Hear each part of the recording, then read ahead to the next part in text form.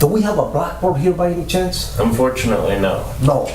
Okay, well, I'm gonna pretend that this is my blackboard here. I'm just gonna write the name of a judge here, okay?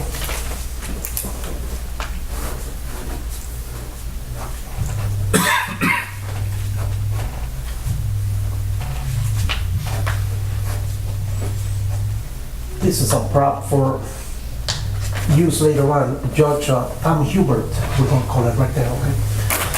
Okay, I'll begin my presentation then. Good evening, ladies and gentlemen. It's good to be back in Davis. Now, sir, before I continue, may I know your name? Charlie.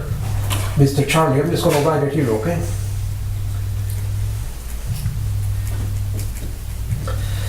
Mr. Charlie, I would like you to know that 3 hours ago, a secret source phoned me from the Sacramento Bee. He said the Sacramento Bee is gonna hire you to be its new reporter at the Sacramento Superior Court, effective 2 days from today. So I say to you, Charlie, congratulations. Thank you. But what exactly does it mean to be the reporter at the Sacramento Superior Court? What does it mean? Well, it means you're responsible for covering any news in that 6-story building in downtown Sacramento, which has more than 40 courtrooms. It also means the courthouse will become your second home. You'll be spending a lot of time there. Every day you'll spend hours sitting in court and digging for newsworthy documents in the clerk's office. Of course, you'll also spend a lot of time writing your articles in the Bee's tiny newsroom, which is on the 5th floor of the courthouse. Most days, you'll probably work from 9 in the morning until the early evening. But let's examine your new assignment a little bit more. Now, David, I would ask, do you think there's a bottle of water, man, somewhere in the building? Yeah, I can get a cup. Thank you, thank you. no, we got water out there. At any given time, the courthouse has a blockbuster trial going on. It could involve drug-related murders, big-time financial fraud, thank you so much, or other wrongdoing. You want to keep track of those big cases, either by attending them every day in person, or by covering the opening statements, closing arguments, and of course, the verdict. Do not miss the verdict. And Charlie, do you remember that triple homicide that occurred in South Sacramento a week ago? No. In any case, a suspect, Frank Smith, has been arrested in what police are now calling gang-related homicides. He's going to make his first court appearance next Monday. You'll be reporting on first appearances or arraignments of newsworthy defendants. As we know, an arraignment is when the charges are first read in open court, giving the accused a chance to enter a plea. As a rule, more than 30 other defendants in unrelated cases will appear one by one in the same courtroom, along with the guy you want to see. Many will be making their initial appearances. Others will be there for the second or third time, perhaps to request lower bail or to ask for a new defense attorney. There's no way to know when your defendant is going to be called by the judge. He may be the first to be called, he may be the last. You may have to sit in that courtroom for hours. That's the way it is. Ooh, I almost forgot. The city editor wants a beat photographer in court when Frank Smith is arraigned. So you, Charlie, have to fill out a request for extended coverage and send it to the judge in charge ASAP. Now, if you're in federal court, you don't have to worry about such forms. In federal court, photos are not allowed, okay? Once or twice a day, this is a further description of your job. You must also check the latest civil filings in the clerk's office. These are civil suits brought by a private party or business seeking redress for alleged wrongdoing ranging from breach of contract to racial discrimination or damages caused by an alleged drunk driver. Your nuisance is going to tell you which cases are a story, okay? Some of them may simply be shorts. Others may be front pages that everybody wants to know about. Excuse me, please. Of course, you will also cover civil trials.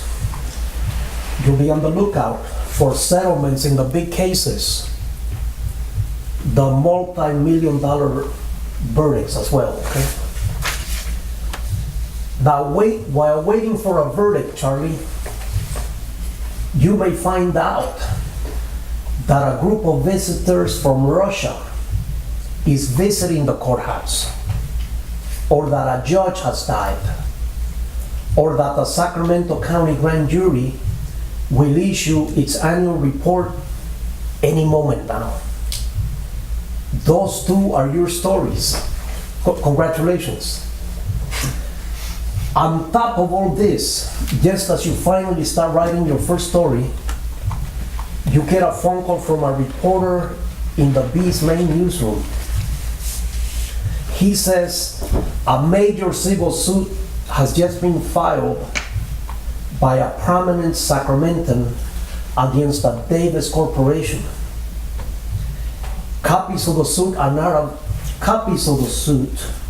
are not available anywhere except at the courthouse, he says. And then he asks, Charlie, can you look for the suit and send me a copy? A copy boy can pick it up an hour from now and bring it back to me. Okay, so what do? Do you say, hey man, I don't have time to look for the suit, come get it yourself? Or what do you do? In any case, friends, that's how it was when I became the Bee's courthouse reporter in 1986, responsible for all news emanating from the Sacramento Superior Court. I was on my toes all the time, always striving to be first with the news. Of course, I put in many, many long hours. The courthouse was locked down at 6 p.m. daily, so a lot of times to leave after that hour, I had to contact court security. Sometimes the security guard would be on the 5th or 6th floor, and he took his time coming down to let me out. You know, I would have to wait 30 minutes for this guy sometimes, and I was exhausted already, man. But that's the way it was.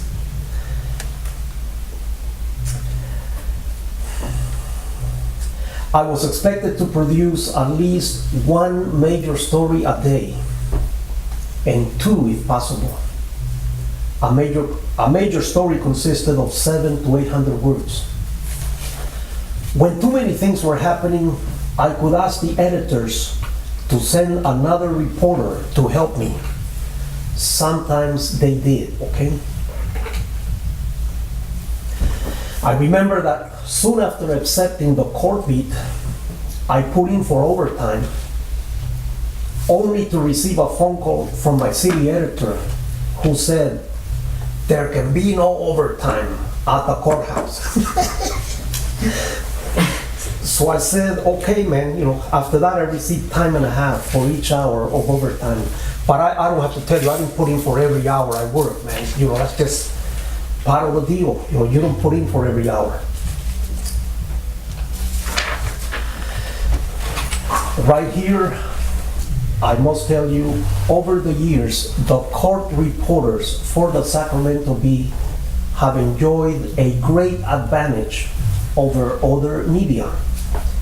The Bee is the only news agency with its own courtrooms. I apologize. The Bee is the only news agency with its own newsroom in both the Sacramento Superior Court and the federal courthouse. Okay? Those rooms are small, but they eliminate the need for a reporter to return to the Bee's newsroom to write a story. These little newsrooms, probably a little smaller than this room at the Sacramento Superior Court, they have their computers and telephone lines. That was a great advantage, okay, for me.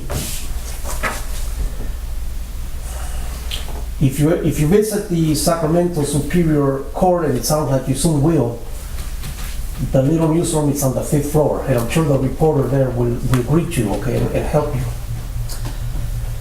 So, Charlie, what do you think of your new job? Sounds very demanding. And the sad thing about it is that today, that job is a lot more difficult than when I performed it. Can anyone tell me why? Social media. There you go. There you go. Charlie, before you write your story for tomorrow's paper, you have to write an account for the internet. And that's going to slow you down. It's more demanding, as you said. I know that when I was at the courthouse, I wanted to start writing as soon as possible. But now the idea of having to write an internet story before I could get to the one for tomorrow, man, I don't, it must be really difficult. Okay, I haven't done that. Now, Mr. David Greenwald invited me to this assembly. I am pleased to be here in the new headquarters of the Vanguard. How to cover criminal and civil trials will be my main topic, but I will also tell you about my career along with strategies for better stories. I developed these during 32 years of writing for American dailies. First as a cub reporter for the San Francisco Examiner, then for the Palm Beach Post, and finally for the Sacramento Bee, where I spent 23 and a half years. Let's begin with the Sacramento courts. In Sacramento, the federal and state courts are both downtown, within 4 blocks of each other. The new federal courthouse is breathtaking, a 16-story architectural marvel designed for the new millennium. It's a beautiful courthouse. How many of you have been in it? Isn't it beautiful? You can see a panoramic of the whole city from the top.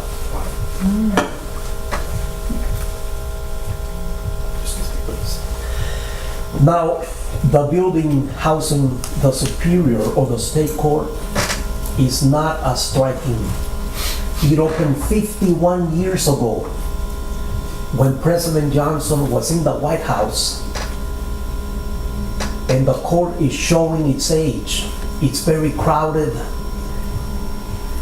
running down. It needs to be replaced.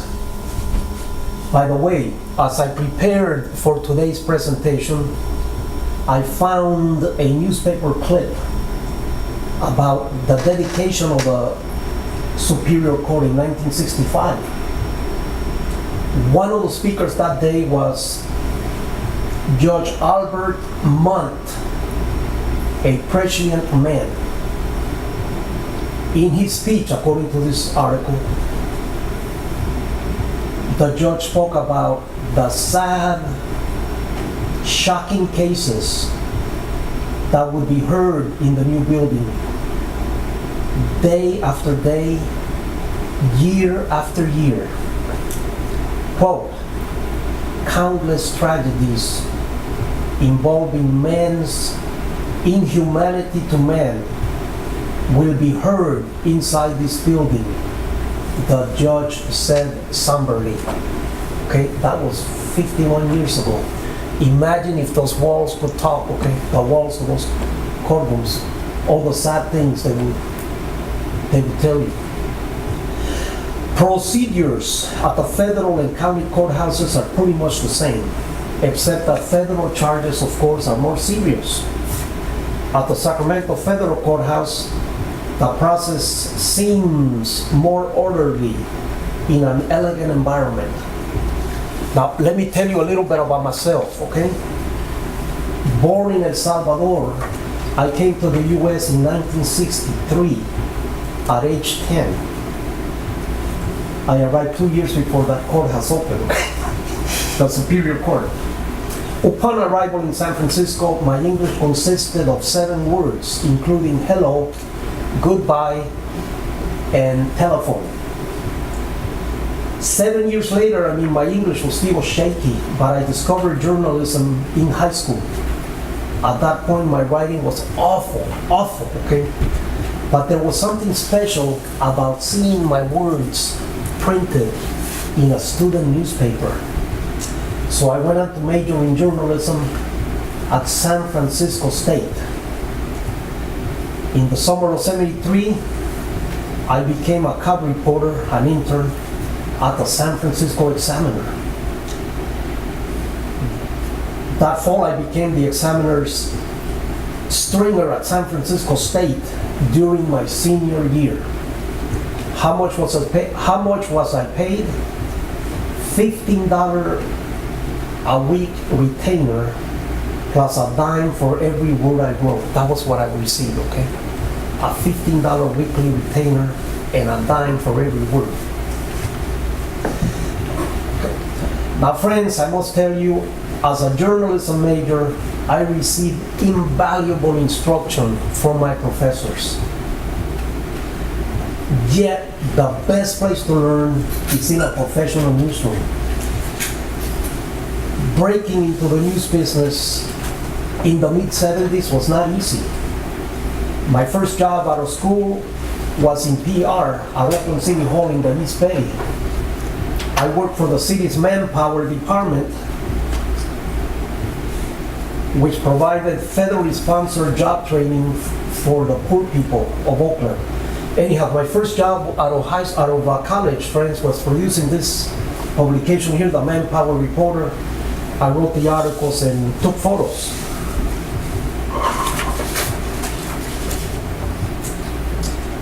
In the spring of '76, I quit Manpower.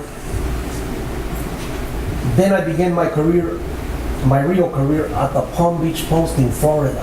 Okay, I had to go from San Francisco all the way to Florida to begin my career. The Post needed a bilingual reporter to cover the Cuban refugee community in Palm Beach. Many in that community did not speak English, so that created an opportunity for me because I spoke both English and Spanish. And of course, I covered other news in Palm Beach, including education and general news. Now, a reporter is expected to be versatile, able to write about anything.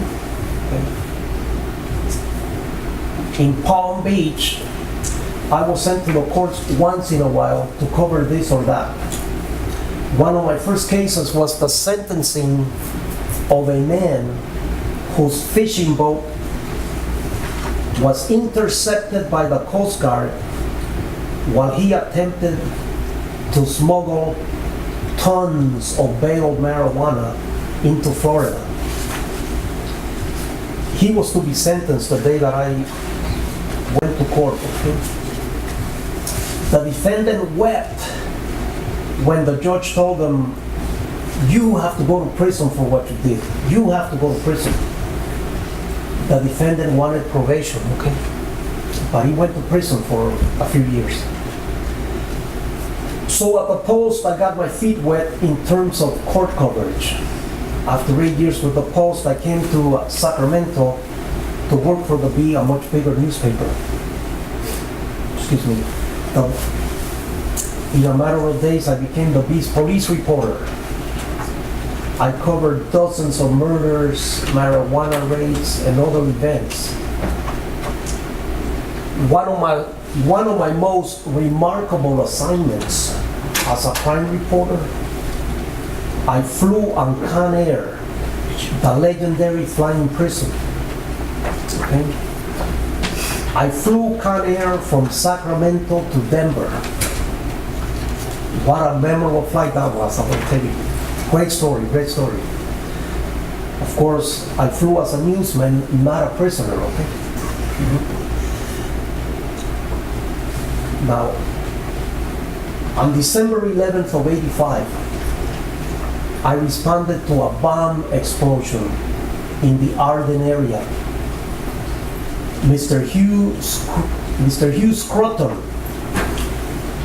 owner of a tiny computer store, was walking out of his store when he found a paper bag by the rear door of his business. And when he went to he stooped over to pick it up. And when he did so, a bomb exploded right in his face, killing him.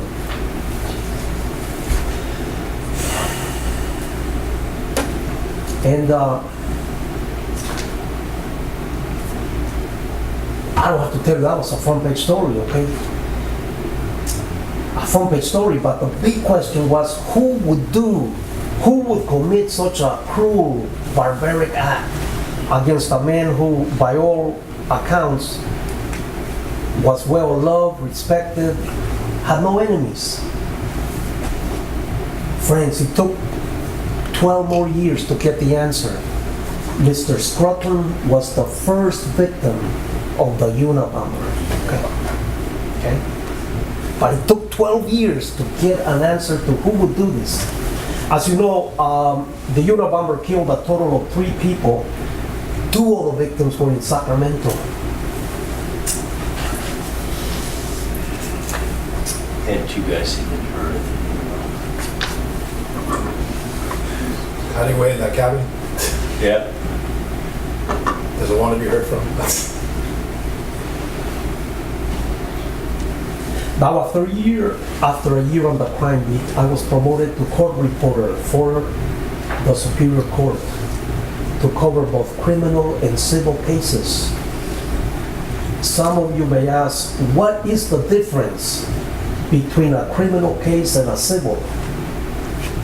Repeating, civil cases are generally complaints brought by private individuals or corporations seeking to collect money owed or monetary damages through a lawsuit.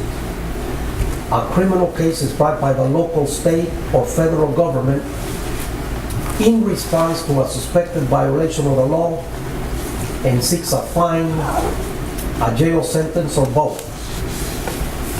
Whether a case is civil or criminal, once the trial begins, all the action unfolds right in front of you until the verdict arrives, okay?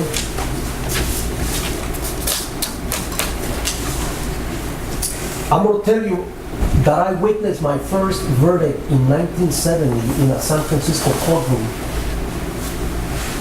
when I was 18 years old. I believe that's correct, I was 18 years old. In 1970, I was writing for a bi-weekly newspaper published out of San Francisco State, okay? That summer, a big trial took place in San Francisco. It involved some young Latinos who had a tragic encounter with San Francisco police in 1969. You may have heard of these, Los Siete they were called, the 7. That one I'm not familiar with. Man, it's intriguing case. The 7 young men were carrying a TV set into an apartment when they were stopped by 2 plainclothes police officers who treated them as burglars. A fight ensued. It ended with gunshots that killed 1 police officer and wounded the other. The 7 young men fled. One of them was so terrified that he hijacked an aircraft from San Francisco International Airport to Cuba, okay? I mean, that's how terrified he was. He said, nobody's gonna believe my story, man, that I didn't shoot the guy. You know, that was his story. Anyhow, he fled to Cuba on a hijacked aircraft. The 6 other young men were captured. They claimed, and I use the word claim because to this day it's disputed, okay, man? But they claimed that the slain police officer had been shot by his partner. That was the whole defense. We didn't shoot him, his partner did. I happened to be in the courtroom on a rainy day in November 1970 when a jury acquitted the 6 defendants.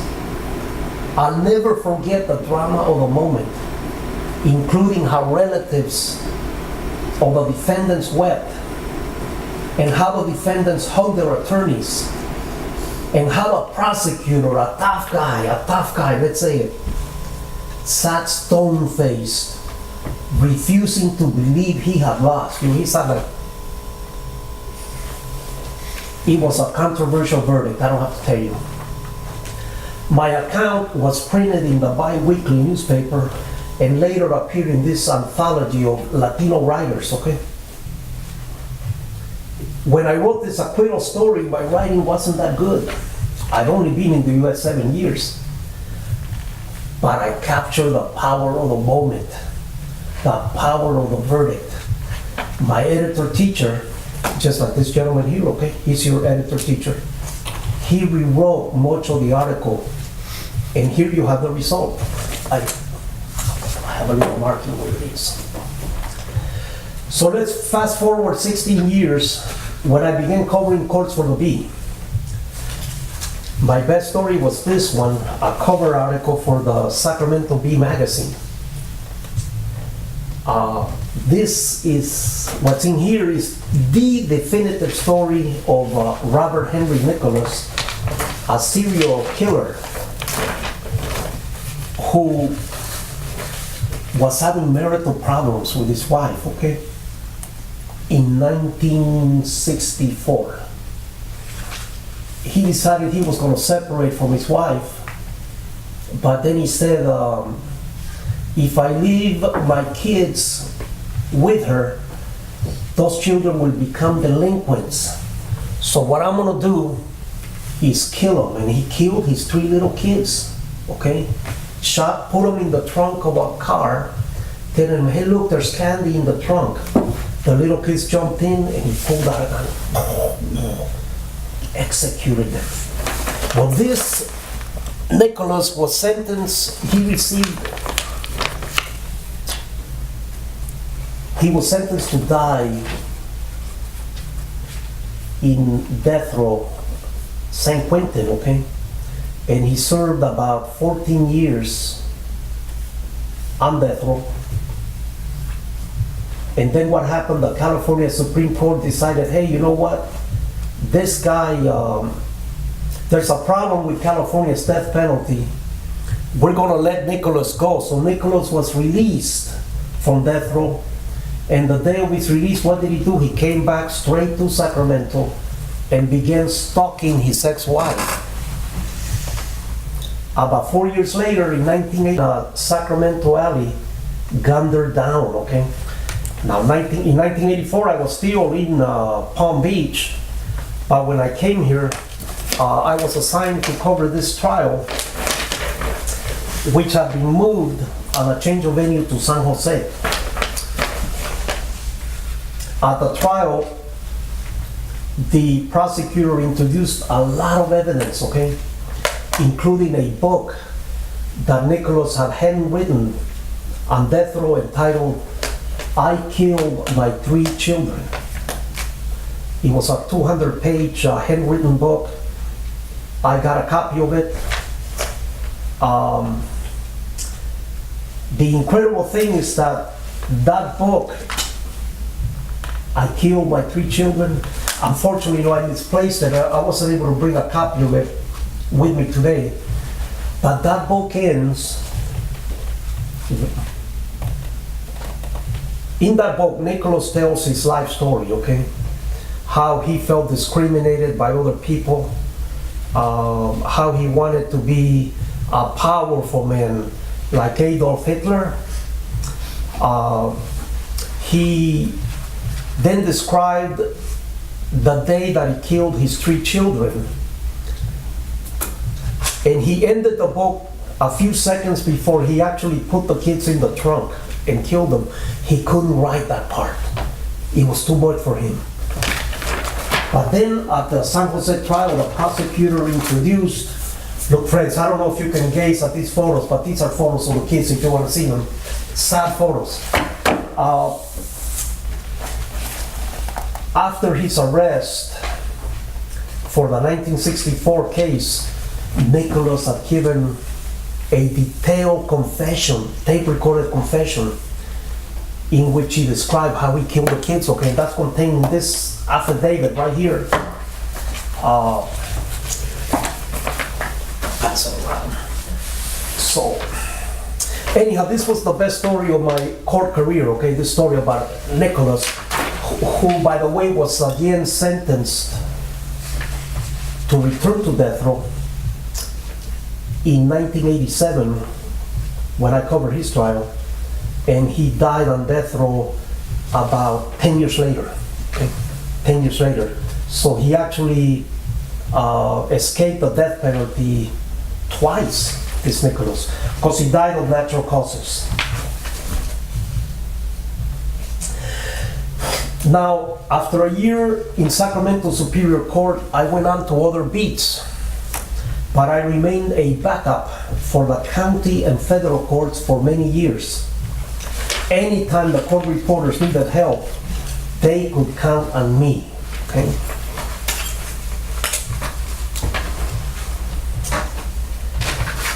Now in 2001, I became the Bee's scam alert reporter. Every week I would write a new column about a new scam that was hitting Northern California. I wrote about 150 of these columns, okay? And I want to tell you, writing a column is a different challenge because that animal has to be fed once a week, okay? No matter what. So I'm going to pass these around.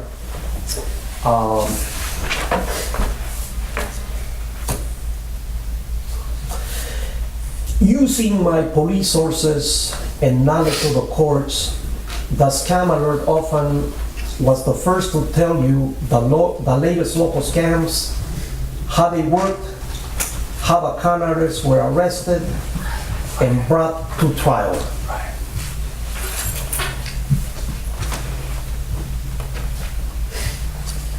You know, in 2000, I went back to cover a trial, another strange trial of a man, Jack Barron, a serial killer too, who was killing. Again, he had marital problems, okay? So he would take pillows and suffocate members of his family, and he killed 4 members of his family like that, including his 3 little kids. Anyhow, I had to cover his trial. It lasted about 20 days. That was in 2000. I'll just pass this one around too. Okay, that was in 2000.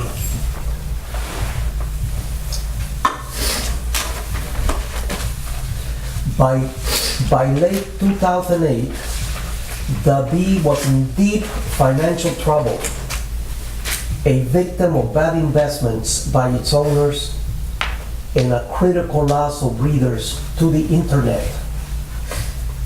In October of that year, 23 years after I was hired, I accepted a voluntary buyout, ending my full-time newspaper career. Okay? So I worked for American Dailies for 32 years, but in 2008, career came to an end.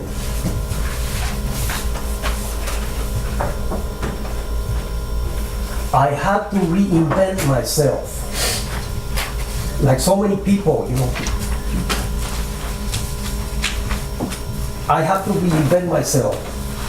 For a while, I studied to be a Spanish-English court interpreter. The demand for Spanish-English interpreters is huge, okay? Huge. Jobs are available, but first you must pass a 2-part test administered by the state's Court Interpreters Program.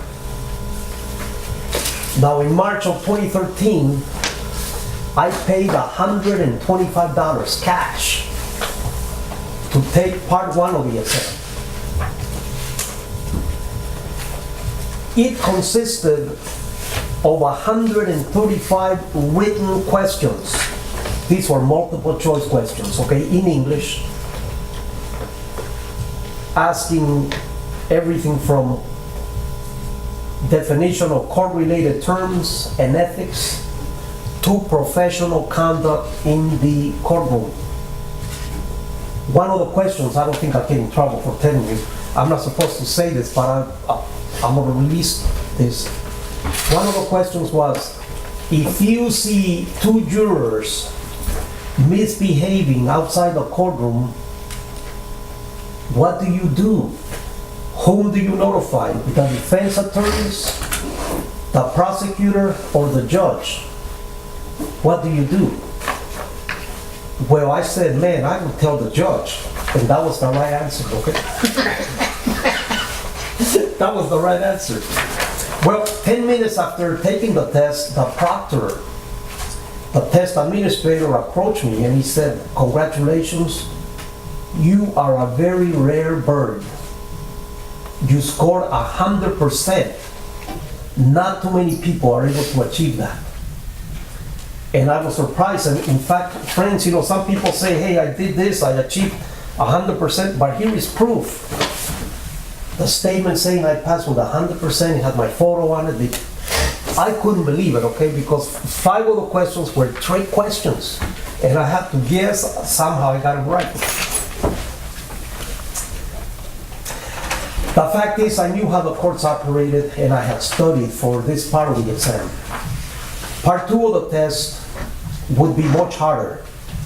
It involved live, on-the-spot interpreting from English to Spanish and vice versa.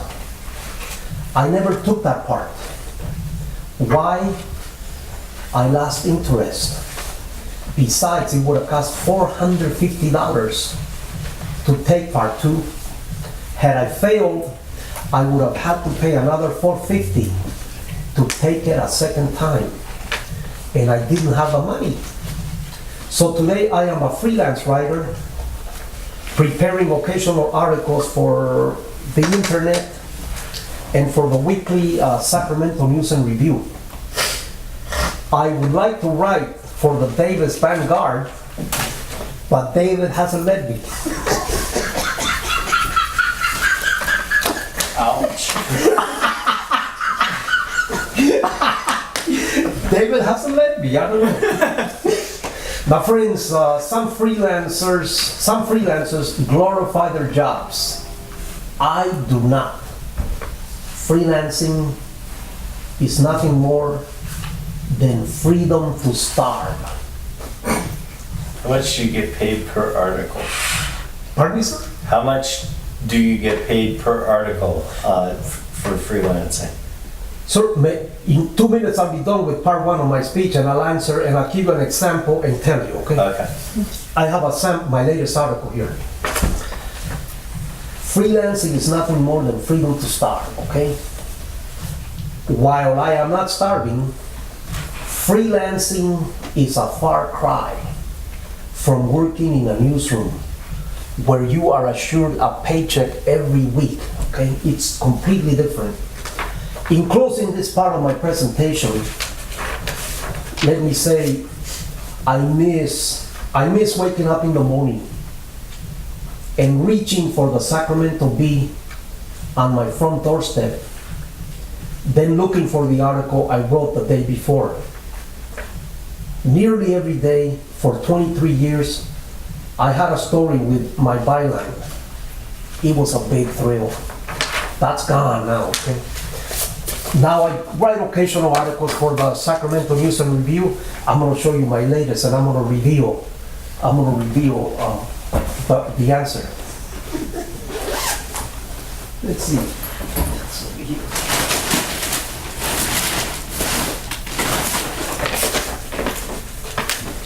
That's where my water bottle was. Okay. Over here. Let's see.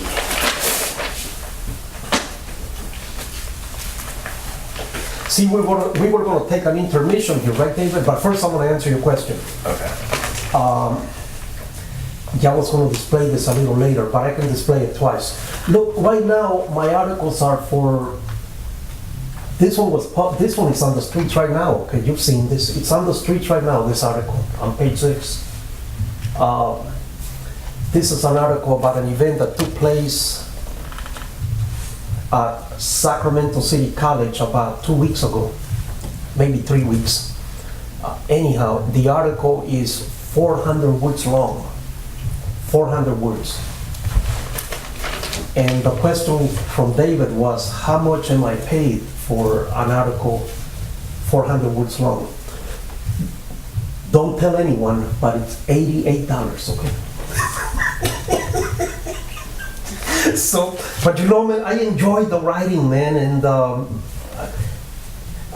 I do it, I mean, the pay is very small, but I also do it as a public service, you know, to let people know, hey, look, there was an event held at City College calling for construction of more schools, not so many prisons.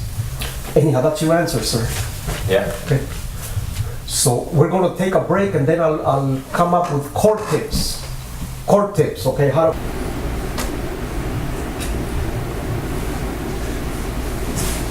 Just well, again, we're back at the Vanguard. This time, this section is called Court Tips. Here we go. Anytime you visit the courthouse, you must be on your best behavior. In general, keep a low profile.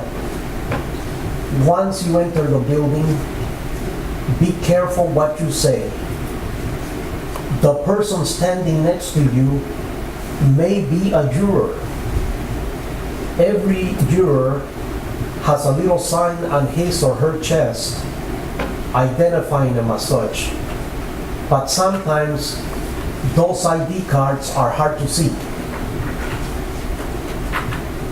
Before entering a courtroom, turn off your cellular. Do not read newspapers or magazines in the courtroom at any time. Do not chew gum. Be careful about using tape recorders inside the courtroom. Unless you have special permission, tape recorders are not allowed in court. Those rules I developed on my own. The website of the Sacramento Superior Court has additional rules of courtroom etiquette, including enter the courtroom quickly and take a seat quietly. No rustling of papers, and please remain seated with no excessive movements in your seats. Okay? That's what it says.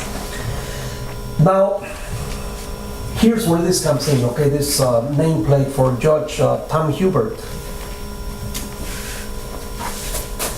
If you're covering a trial before a judge you have never seen, you must confirm the judge's name. When court is in session, attorneys will address the judge simply by Your Honor. Your Honor. They're not going to address him by Judge Garcia or Judge Smith. So the best way to identify a judge, if you don't know what the name is, ask an officer of the court. Do not rely on the nameplate outside the courtroom or in front of the judge. A decade ago, a Sacramento judge, let's call him Judge Tom Hubert, okay? Judge Hubert took a day off. During his absence, his courtroom was used by another judge for a day-long hearing that was covered by a Sacramento Bee feature writer. That writer wrote a beautiful account for the next day's paper.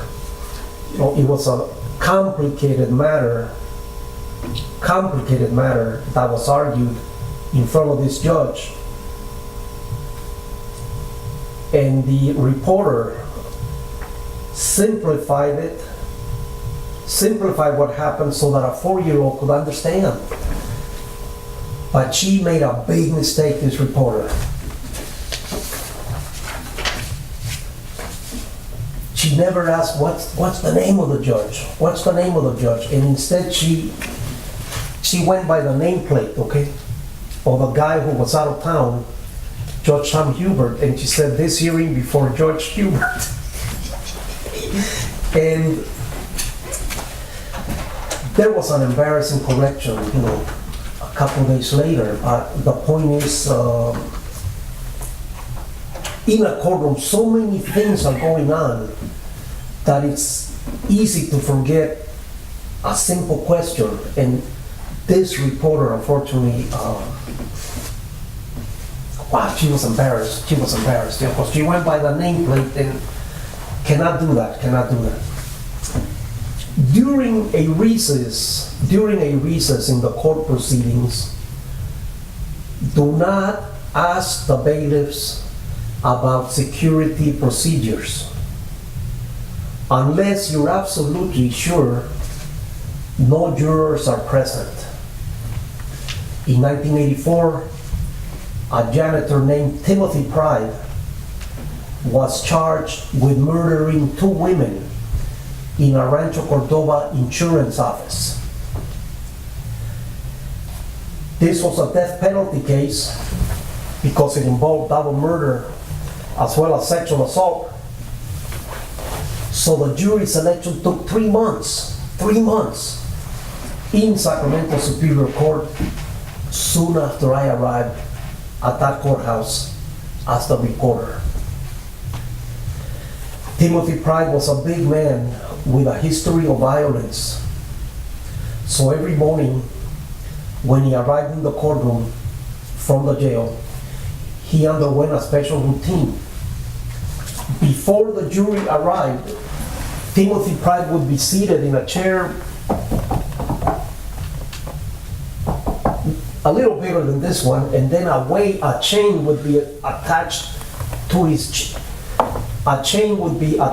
around his waist, a security chain, so that he couldn't rise and attack someone, okay? And then the chain was covered with a piece of leather so that the jurors could not see it. Well, one day a B reporter who had been assigned to help me at the courthouse, she was supposed to help me with civil matters, but she became uncivil one day. During a recess in the Timothy Pride trial, the trial had begun by then, in the full presence of some of the jurors, this reporter went up to the bailiffs and shouted, "You're treating him like a dog. Why do you have to chain him like that? That's unfair." Close quote. How did I learn all this? Because the bailiff told me the next day, he said, hey man, that lady, reporter, man, she almost caused a mistrial. You know, in this case,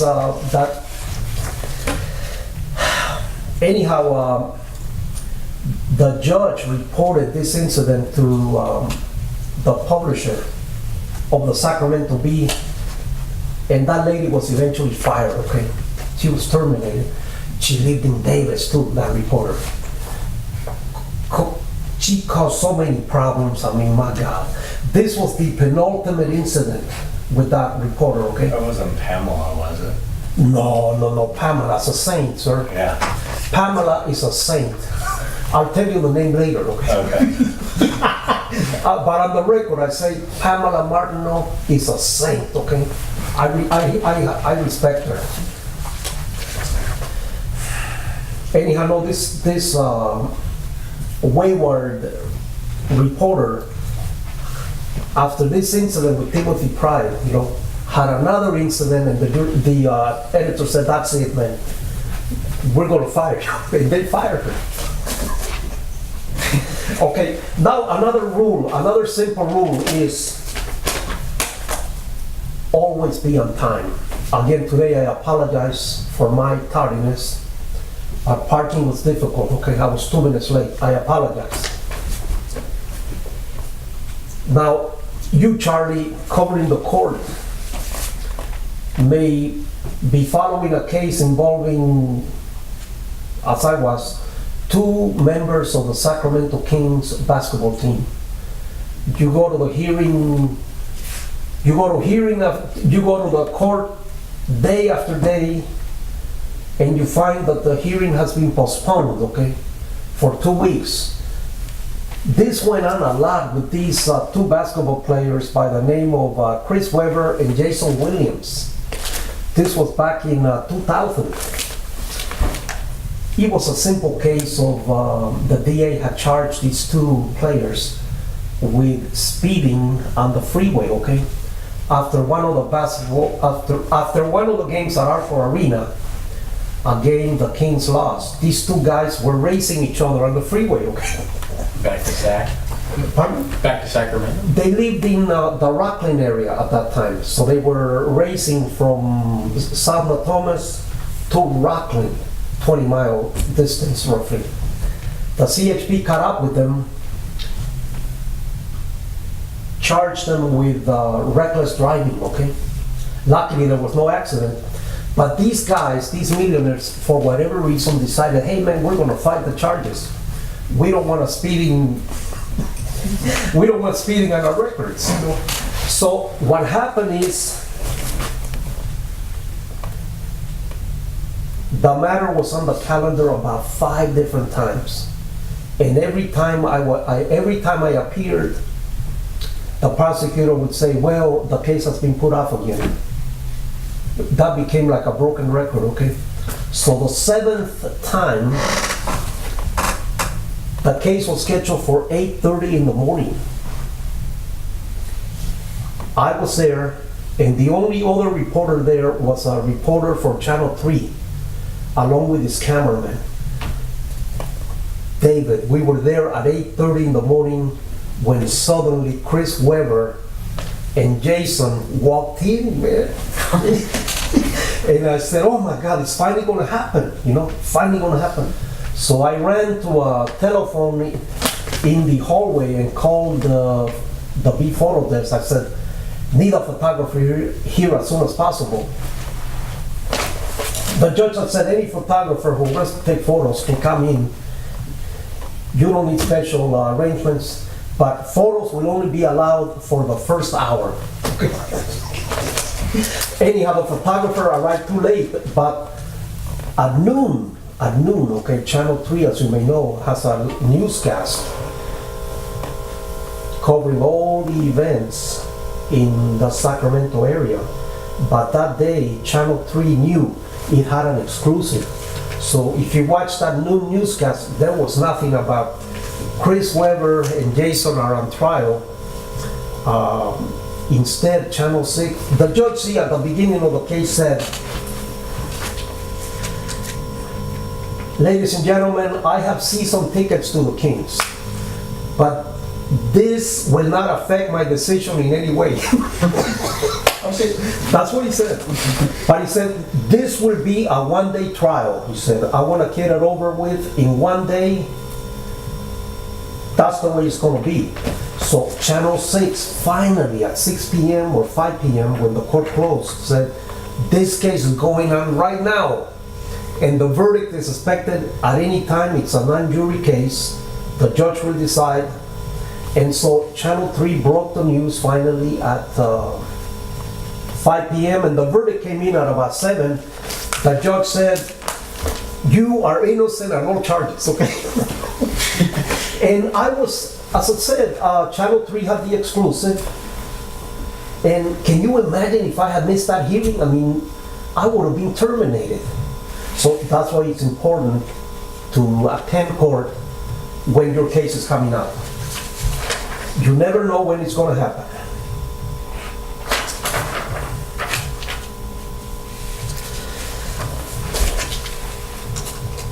Now, when I was a court reporter in the late 1980s, I wanted to know everything that was being heard in the Superior Court.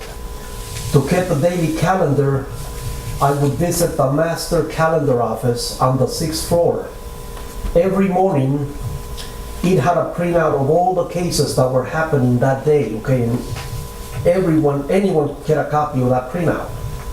Today, that calendar is on the internet.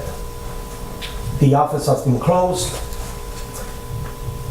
If you visit the website of the Sacramento Superior Court, you'll see that for today, the calendar for today included 3 murder trials in Sacramento Superior Court, and a trial for kidnapping and another for resisting arrest. That's what I discovered yesterday, okay, when I went on that website. But at 2 p.m. today, the calendar had changed. One of the murder trials had been postponed, and there were 2 new trials scheduled. One of them for felony domestic abuse, another for felony assault on a peace officer. And if you wanted a civil case, there was one that began this morning. It was called McGee versus Bank of America. After deciding which case you want to cover, try to get a copy of the DA's complaint, which will give you the spelling of the defendants, the victims, and other details. And of course, get the case number. I'm going to pass this complaint, okay, involving child abuse by a caregiver. You can see that it runs about 30 pages, and it has all kinds of information. You can exploit those documents for your benefit. The complaint is available in the clerk's office or in the courtroom itself during a recess. Prosecutors can also help you. And remember that the DA also has a press release on his website, her website in this case. Please remember, there are many other ways to come across a great story. At times, a secret source may approach you and whisper, "Hey Charlie, be in courtroom 14, 20 minutes from now. Closing arguments will begin in a big case of wrongful termination." That's what happened to me, okay? This attorney approached me and said, "Hey man, come to courtroom 14 in 20 minutes. We're gonna have closing arguments in a case involving a West Sacramento high school principal who claims who was fired for racial discrimination." Okay? He was fired on the basis of racial discrimination. The principal's attorney told me, and I went to hear the closing arguments. And in those closing arguments, the plaintiff's attorney, who was my friend, said, "Ladies and gentlemen of the jury, this man here is extremely talented, but he happens to be Latino. That's the only reason he was fired. Okay. And then came the defense attorney defending the school district of West Sacramento. He said to the jury, he said, this principal here is incompetent, yet he's claiming racial discrimination as the reason for his firing. Ladies and gentlemen of the jury, send a message to the community. Tell people that terminated employees can no longer claim racial discrimination when they're fired for incompetence, close quote, okay? So I have both sides. Well, you know what? The jury took only about 20 minutes that same day to decide this principal had been wrongfully terminated and he deserved about $500,000 in compensation. What a story that was for me. As for the defense attorney, when I tried to talk to him, to get more information, he shouted in my face, he said, "Who told you to be here? Who told you to be here?" I said, "Sir, I have secret sources. I'm not going to tell you who invited me to this hearing, But he was angry and stormed out of the newsroom, stormed out of the courtroom. He lost the case, okay? Another time, an attorney approached me in the little newsroom at the courthouse and said, "Hey," he said, "come see the scuzzball who's going to testify in courtroom 17 in a few minutes." And I walked over to courtroom 17. A chained inmate from a maximum security prison was being sworn in as a witness for the prosecution. I forget what the case was about, but I remember I had a good story about it, okay? So the sources will feed the ideas to you. Important, this is important here. Once a trial begins, remember the word alleged. Until someone is convicted, everything you hear is an allegation, an accusation. So that's important to remember, the word alleged. I noticed that on TV, a lot of the TV reporters forget to say he's accused of doing this. They just say he did it, and that's wrong. After covering the courts for a while, you develop your own shorthand. For me, for instance, the letter P meant program, P as in Peter. A triangle meant defendant. The court clerks use a triangle, okay, for defendant, okay. EWS meant evidence will show. Evidence will show. And remember, in writing your articles, use action words, action verbs, and don't forget to use quotes in the stories, okay? I remember when I was a crime reporter for the Bee, my editor came up to me and said, "Hey man, in today's paper you have a 20-inch story with only one little quote. You have to make better use of quotes." His comments resonated with me, okay? After that, I went out of my way to use quotes in the stories.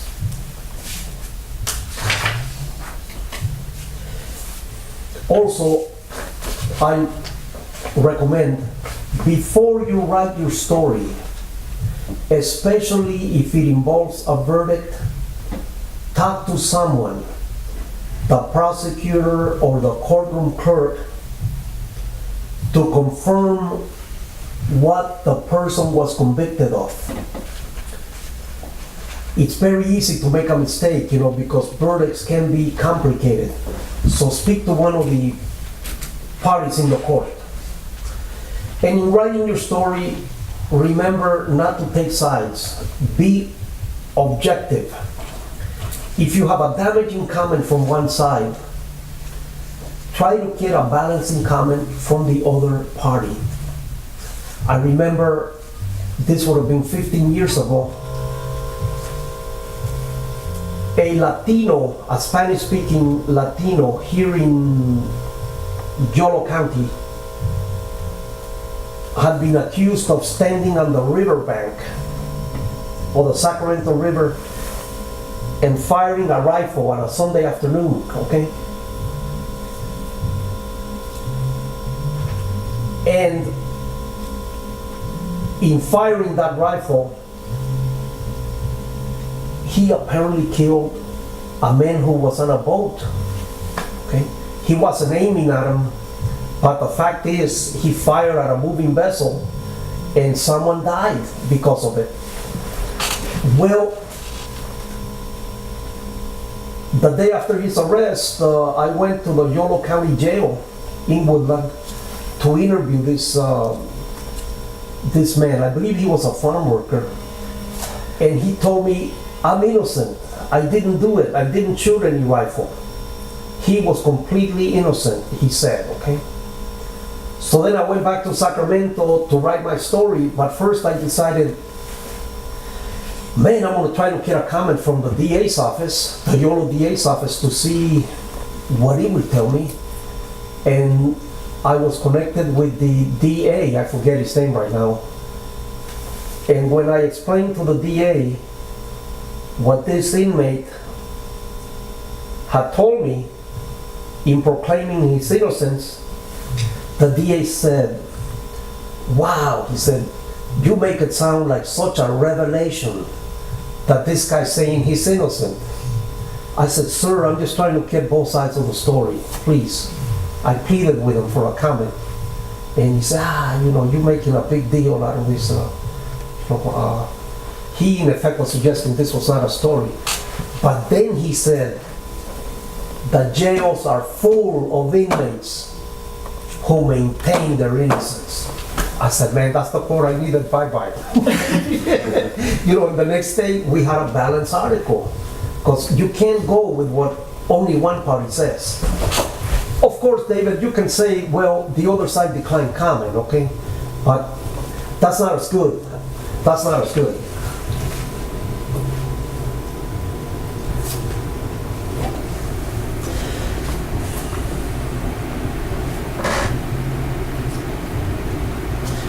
Suppose that you are in the courtroom, Charlie, when someone approaches you and says, "Hey man, I have some good information for you concerning this case. Why don't you call me in a couple of hours?" He gives you his phone number to call him. And I just want to pass on this information to you. The best place to write that phone number is right here on the back, on the last page of your notebook, because if you write it over here in the middle, you're going to have trouble finding it. So it's better to write it right here, easy to find, okay? The last page. That's just a tip I pass on to you.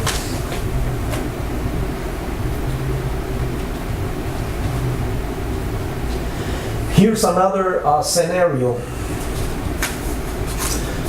For the past 2 weeks, you've been sitting through a big murder trial. Testimony and final arguments are over. The case has gone to the jury. And the moment the jury goes out, you must give your contact information to everybody, the court clerk, prosecutor, defense attorney, and ask that somebody call you when that verdict comes in. Of course, you're also going to be calling the clerk to say, "Hey, is there an update on the jury? What's going on?" And most clerks will tell you, "Well, the jury's still deliberating." But I'll let you know, you do not want to miss the verdict, okay? That's the most dramatic part.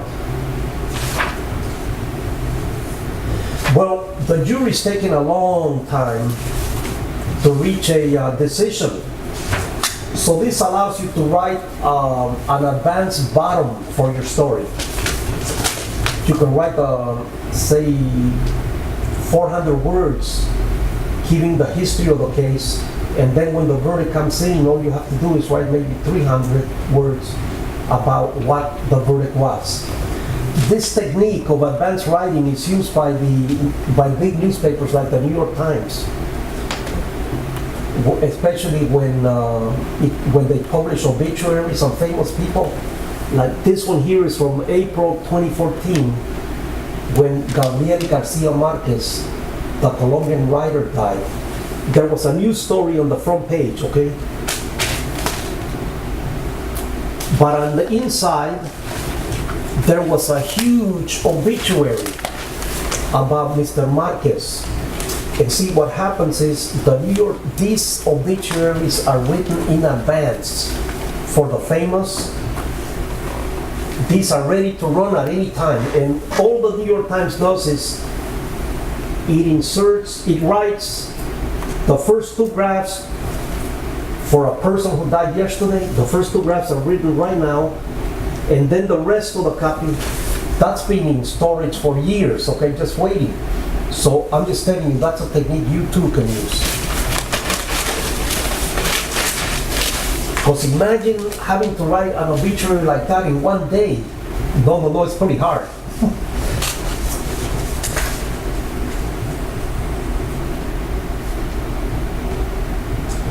I'm also going to tell you, friends, do not be intimidated by threats. Once in a while, every reporter will be threatened. I'm going to tell you the story of Jose Bello and Jose Duarte, two prominent Cuban Americans in West Palm Beach, Florida, when I was starting my career in the late 70s. These two Jose's were the best of friends, okay? They were the best of friends. But they had a falling out. And so one day, Jose Abello gave an interview to a Spanish language newspaper in which he said, Jose Bello is crazy. He belongs in an insane asylum. The man has lost his brains. And those comments were printed on the front page of that Spanish newspaper. Okay? It was just a community rag, that was printed once in a while. Anyhow, Mr. Bello, he sued. Okay? He went to Palm Beach Superior Court and filed a suit against a group of employees at a car dealership had gone on strike against the car dealership. It was a non-union car dealership, okay? And I decided, hey man, these guys are celebrating 300 days on the picket line. I'm gonna write a story about them, 300 days on the line. So I went out to interview the pickets, and they said, yeah man, we want a union here because this owner, he exploits us and abuses us. We want a union. That was the story. And you know what? As I was interviewing the pickets, the owner walked by, and what did he do? He gave a finger to the pickets, as he walked into his office. He said, I said, wow, man. Anyhow, I followed the owner into his office, and I said, sir, I'm writing a story about this dispute. Will you talk to me? He said, yeah, man, come into my office. And I must tell you that a lot of the cars have been vandalized, okay? New cars have been vandalized, windows have been broken. The pickets themselves told me our cars have been vandalized too. This was a bitter battle taking place. So I went and I met with the owner, and the first thing he told me was, if you write a story that will create hatred, chaos, vandalism, and bad feelings, I will hold you personally responsible. I should have told him, hey man, you already have that without me, But I didn't tell him. But anyhow, went back to the newsroom, wrote the story with the comments from that owner, because he said, I'm not going to talk to you. I wrote the story saying the guy declined comment, and then as I'm walking out of the newsroom, as I was walking out of the newsroom at about 7 p.m., my editor called me and he said, "Hey, the owner will talk to you now. He's decided to talk to you. He had threatened to pull all his ads from the Sacramento Bee, but now he's decided to talk to you." Anyhow, we printed the story without that comment, without the threat. But one of the Bee's columnists would later tell me, "Hey man, I would have printed that quote. I would have printed it, If you were the editor, would you have run that quote?" Absolutely, huh? Because it showed how evil that guy was. He's dead now, okay? He's dead. Hey, if he talks and doesn't say off the record and, it's fair game.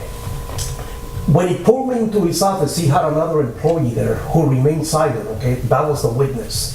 But the fact is, that's what he told me. Oh man.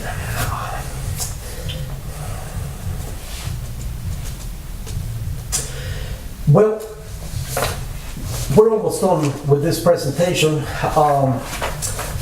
Charlie, if you've been covering a trial for 3 days and you've heard a lot of testimony, suddenly on day 4, the judge grants a defense motion to close the rest of the trial to the public, which means no media allowed, okay? As a writer for the Vanguard, you have the right to stand and inform the court that the Vanguard is challenging the ruling. Request a suspension of the case for 2 hours until the Vanguard's attorney can appear in court. Remember that as a Vanguard reporter, you represent the people. You have a right to view or copy all documents unless a judge seals one of the papers for the time being.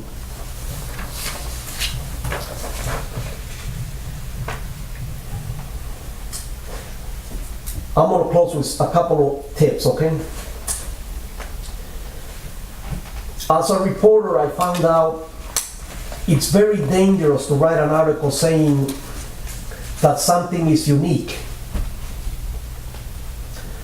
or that this bottle is the first one to be in heavy plastic. It's unique in that it's in heavy plastic, or it's the first bottle of its kind. That's very dangerous, okay? Because after the story is printed, somebody from another state may come and say, "Look man, I have an identical bottle, and this one I created before the one you wrote about." So, here I'm going to look for this little thing. Let's see here. I remember, 1 second please, let's see.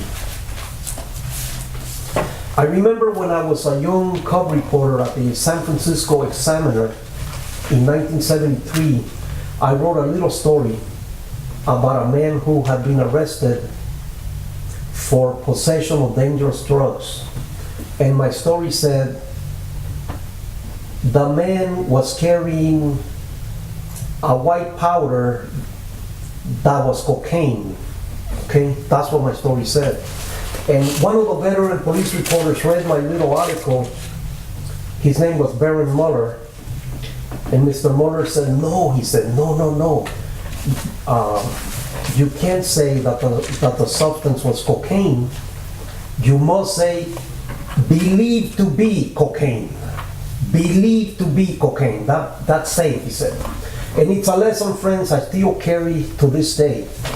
2 weeks ago, when I went to this event at Sacramento City College, a concert calling for construction of more schools, not prisons. There was a concert with a number of performers, and as the story says, I'm going to read you this line. It says, performers included some rappers and mariachi arcoiris, believed to be the world's first gay mariachi. Okay? Why did I say believed to be when the press release said The performers will include the first mariachi band, Mariachi Arcoiris. There could be another mariachi in China or Italy that might come forward and say, hey man, we were the first gay mariachi. You're wrong. So that's why I say believe to be.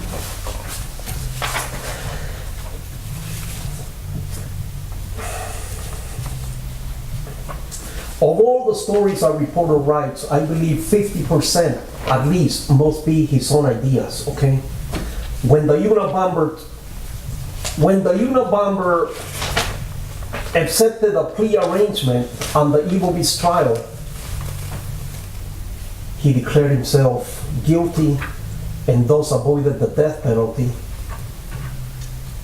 I approached my editors, as I did so many times, and I said, hey, I have a story idea.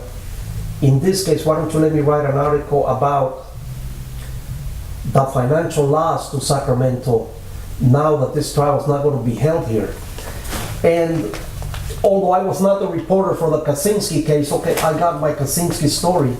Some hotels were saying, yeah, we're going to lose some money because some of the media, are not going to stay with us for this long trial, for what was going to be a long trial. And my final tip to you, actually I have two of them, okay? I believe that if you go to the courtroom, the best kind of notebook you can take is the kind that she is using, okay? A legal notepad. Because if you take a little one, you have to keep turning it every minute. A legal notepad is best for the courts. And another writing tip, and that will be the end of this presentation. So many people today use the word located to say the Vanguard is located above Woodstock's Pizza, for instance, okay? Or they say the courthouse is located at 2100 R Street. Friends, the word located is not needed. It's enough to say the Vanguard is above Woodstock's Pizza, or the courthouse is at 2000 R Street. That's just a tip I pass on to you. The word located is overused, man. I'm trying to develop a feature for the review about it. Thank you for listening to me and have a great future, okay? Thank you. Thank you.